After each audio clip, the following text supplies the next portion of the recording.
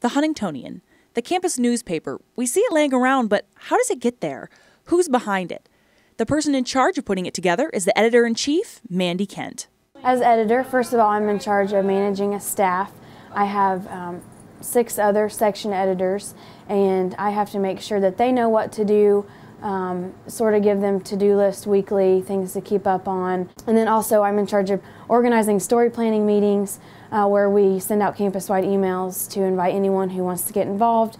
And then with the website, making sure it's staying updated, making sure my staff is getting everything uploaded and posted on time. A huge part of the Huntingtonian is the website, which they update regularly. Sarah Johnson, the features editor, walked me through the process, which involves several editing steps. Each article is edited by several people, then added to the Word template they use for the website. Headlines, tags, and slugs and other elements are added, along with a photo before the article can be put online. But the process for preparing for a print issue is a little more involved.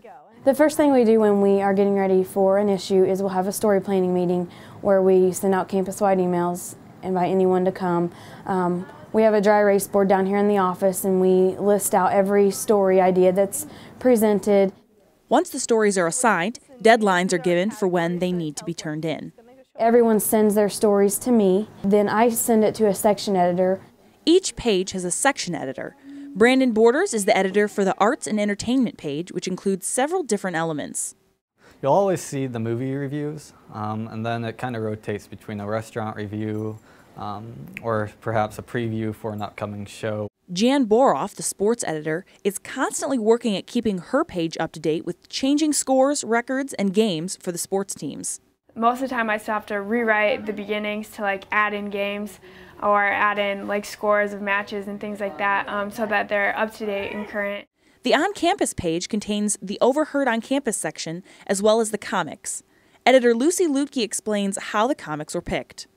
We had people apply at the beginning of the year, and Mandy and I looked at the comics and then we chose, who we thought was best. The news pages are also a challenge to keep up to date, which is why the website is so important, as news editor Shelley Bradbury explains. We really focus more on the website than we do on the print paper, because the print paper only comes out 6 times a year, but the website's 24/7. So with that and working with multimedia, that's something that I can use in my future career. The opinion page contains 3 columnist sections.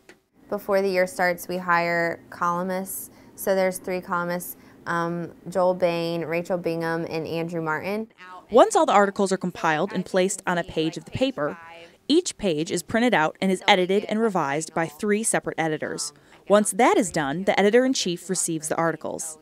They staple all the edited pages together and put it in my basket for me, and then I'm ready to edit. So I get it and I get my red pen out and I make them bleed. After making the final adjustments to each page, Mandy submits each page electronically to the printing company to print the papers. I go pick them up, bring them back here, and then on Thursday during chapel, I'll have 2 or 3 staff members who are free go around and distribute them on campus. While the process of putting together an issue of the Huntingtonian is time-consuming, Mandy says the staff works well together. We really have a very strong team this year on staff, and that has been wonderful. The editors each work hard and help each other out. The thing is that the Huntingtonian staff, we just have really great chemistry. We all work well together, we know who's doing what. The staff calls themselves a family and even have family dinners together while working on an issue of the paper. They've built close, lasting relationships. We've all gotten really close, and I've just become even best friends with some of these people. Mandy encourages anyone to get involved with the paper, even if you aren't experienced. So we're really trying to help people realize that you don't have to be a great writer to try this out. Anyone can get a few quotes and get a few facts and put it together, and we'll help along the way with editing and try to make it a great piece.